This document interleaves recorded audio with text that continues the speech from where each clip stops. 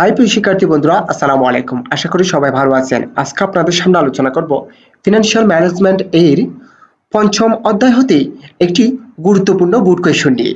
আমার অনলাইন ক্লাসগুলো সবার আগে পাওয়ার জন্য আমার চ্যানেলকে সাবস্ক্রাইব করুন, লাইক করুন, বেশি বেশি শেয়ার করুন। Let's go. Hillary Incorporation is proposing a rights offering. Presently, they have 240,000 shares outstanding at Taka 80 each. There will be 60,000 new shares offered at Taka 60 each. Required a what is the new market value of company? B. How many rights needed to purchase one new share? C. What is the exit right price? D. What is the value of a right? E. Why might a company have a right offering rather than a general cash offer? অর্থাৎ প্রদত্ত প্রশ্নে বলা হয়েছে Hillary incorporation এর বর্তমান share রয়েছে 2,40,000, যার প্রত্যেকটির মূল্য হচ্ছে 80 টাকা। তাদের একটি প্রকল্প বাস্তবায়নের জন্য টাকার প্রয়োজন, যার জন্য তারা 60,000 শেয়ার ইস্যু করবে। প্রতিটি শেয়ার মূল্য হচ্ছে 60 টাকা। এইসব তথ্যের উপর ভিত্তি করে 5টি করণীয় করতে বলেছে। এই ধরনের অঙ্কগুলো খুবই গুরুত্বপূর্ণ এই অধ্যায়ের জন্য। এই ধরনের অঙ্কগুলো সূত্র নির্ভর, তাই আপনারা এই অধ্যায়ের আমার লেকচার 1 দেখে নেবেন, যেটি প্লেলিস্ট থেকে দেখতে পারবেন। আমি বিস্তারিতভাবে এখন আলোচনা করতেছি, আপনারা মনোযোগ সহকারে দেখুন। সলিউশন, সমাধান। Regard A what is the new market value of company, অর্থাৎ কোম্পানিটির নতুন সম্পদের মূল্যটি কত সেটি নির্ণয় করতে বলেছে। তাই লিখেছি regard a market value of the company B equal to P naught into number of share plus PN into number of share। মুখস্থ সূত্রটি লিখেছি, এবার আমি প্রশ্ন থেকে মানগুলো বসাবো। P naught মানে হচ্ছে মার্কেট প্রাইস পার শেয়ার, যেটা আমি এই যে 80 টাকা বসিয়েছি। নাম্বার অফ শেয়ার হচ্ছে এই যে 2,40,000 শেয়ার, এটি বসিয়েছি। প্লাস PN মানে হচ্ছে যে বর্তমানে আমি নতুন শেয়ার ইস্যু করব সেটির মূল্য 60 টাকা বসিয়েছি, ইন্টু NS মানে হচ্ছে নাম্বার অফ শেয়ার, 60,000 নতুন শেয়ার, এটি বসিয়েছি। 2,40,000 গুণ 80 টাকা করলে হয় 1,92,00,000 টাকা, প্লাস 60 ইন্টু 60,000 সমান হয় 36 লাখ। 36 লাখ এর সাথে যদি 1,92,00,000 যোগ করি টোটাল হয় 2,28,00,000 টাকা, যেটি হচ্ছে market value of the fund. Required asset. আবার হচ্ছে রিকার্ড বি। রিকার্ড বিতে বলা হয়েছে how many rights needed to purchase one new share, অর্থাৎ নাম্বার অফ রাইট নির্ণয় করতে বলেছে। Required B number of right needed equal to old share divided by new share. মুখস্থ সূত্রটি লিখেছি, আবার মানগুলো বসাবো।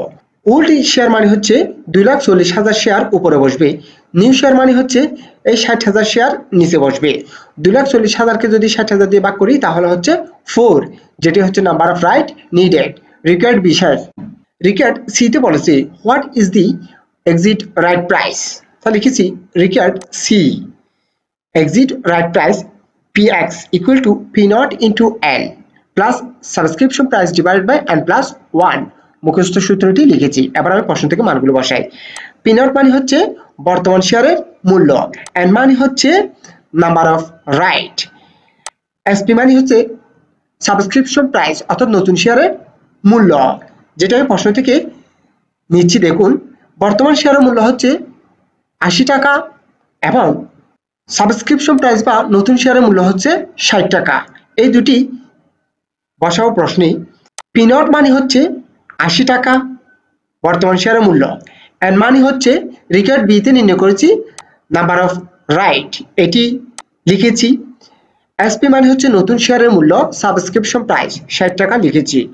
নিচে এর মানে হচ্ছে 4 প্লাস 1।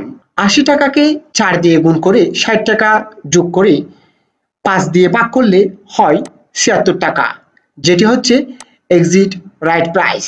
রিকার্ড সি শেষ। এবার হচ্ছে রিকার্ড ডি। রিকার্ড ডিতে বলেছে what is the value of right.